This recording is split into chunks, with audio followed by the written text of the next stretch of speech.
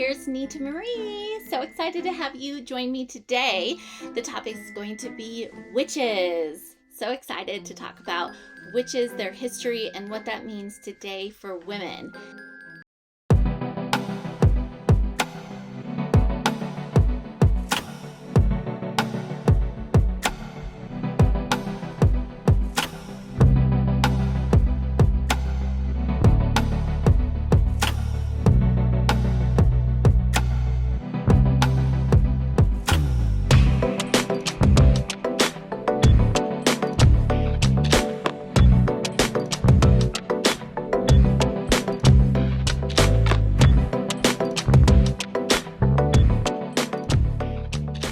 So excited again today about our topic, witches. And just in time for Halloween, the week before Halloween, we're going to talk about this really awesome topic. Make sure you like and subscribe to my channel so you can get all the notifications. Turn your notification bell on so that you know when I am posting a new video. So today I am wearing my witch outfit. So I got to give you the full look. So it's pretty cool, huh? All right, I'm going to give you a better look. See? I'm going to move my chair so you can see my witchy costume. I'm not wearing my heels with it, but it's a pretty cool costume, I think. It's got this little thing in the back. It's leather. We love the leather. And, of course, you can see a little bit of the cleavage. It actually fits really good. It's super comfortable. So anyway, here we are talking about witches. And this is a really awesome topic for me because I've always had a connection to witches. Not necessarily the kind of witch that you would think, like the witch on a broom with the hat or the long nose, the wart on her nose. Everybody has this perception of what witches were or should be. But in reality, thousands of years ago, women were considered a witch if they did anything that was against society. If they argued with the status quo, they were considered a witch. If they were a healer and had some kind of magical ability to heal, and they did that in a way that they felt like was mysterious, then they were considered a witch. If they were midwives, they were considered a witch. So what would happen is that if there was something negative that happened in the community, whether or not it was, a woman died in childbirth, or maybe a child died after giving birth, or maybe there was something negative that happened with the child. Maybe he was born deformed or anything like that. The midwife would actually be blamed for performing black magic because a lot of the people thousands of years ago didn't have anyone to blame for negative things that happened. And so women were the easiest ones to blame because they were the most susceptible.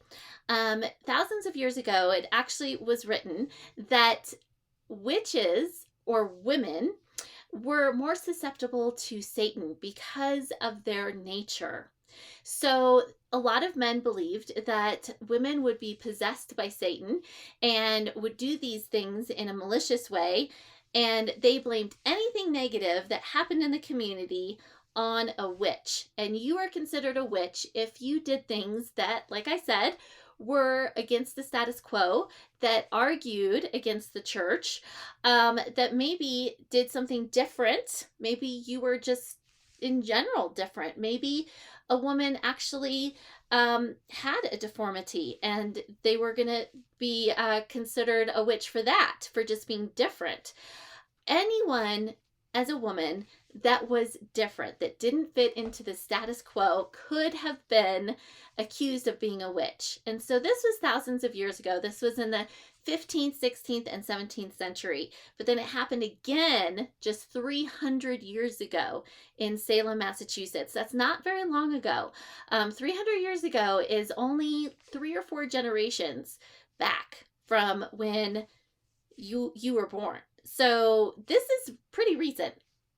And the fact that an entire community could come against a woman who just appeared different and call them a witch and blame all of their misfortunes on that woman, and then take her and torture her until she admitted to being a witch, which they wanted her to do, because when she admitted to being a witch, it justified them to kill her.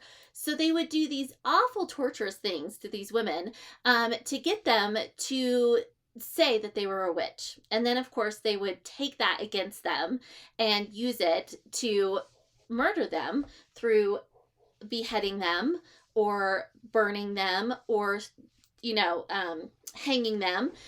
And so they use these terrible ways to get women to admit to being a witch. And at that point, they also did terrible things to other women to call out their sisters, their moms, or whatnot. So they would actually take, let's say Jane was supposedly a witch, they would take Jane's sister and they would torture Jane's sister until Jane's sister said, yes, Jane is a witch. And so they did all these terrible things, and it was really out of control because the patriarch was definitely scared of the feminine ability to create and to heal and to have something that was mysterious that they could not explain. And so it was a very sad time for us as humanity, because there were thousands and thousands, 40 to 50,000 during that time. 80% women. There were some men, and there were also some children that were murdered, but majority of them were women. And most of the women that were accused of being a witch also were not married, so they were widows or they were not married, and many of them did not bear children. So basically, it caused more women to feel even more fearful of not being married. And so it created this stigma of a woman being single, that was not okay. It's not okay for a woman to be single. It's not okay for a woman to not need a man, right? And so it just created this whole cultural type thing that it's not okay for a woman to be single and to thrive and to be completely independent because of some of these things that has happened thousands of years ago. Now, thank God we are at a place now where women are really encouraged to be independent. So we've gotten to a place that women are creating their own financial independence. They're able to pay their own bills. They're able to have their own life. It's not necessarily expected that women get married right away out of college or out of high school even. It's really more of a norm that women can be single and they don't have to get married even ever. Or it's more of a norm that women could be single and not have kids until they get their career established. But the other thing that I think is really important is that we still don't have a society that supports a woman truly being a woman without feeling torn in so many ways. Because what happens when a woman starts to work and she wants kids, now she has the responsibility of working and the majority responsibility of the kids. And if she's married, she now has the responsibility to take care of her husband. So it has really stretched women beyond what we expected to be stretched. And so one of my missions is to empower men to give women more freedom by doing more of these things that were expected women to do. So for example, my husband, because of the income that I make, he does not need to make as much money. So he works part-time and he helps out with the kids and he helps out with cooking. He helps out with grocery shopping. He helps out with everything around the house. And he is a lifesaver. Now, I will tell you that when he's not around, I am stressed out. So when he's not around, I'm tired, I'm overworked, I'm stressed out. I never take time for myself.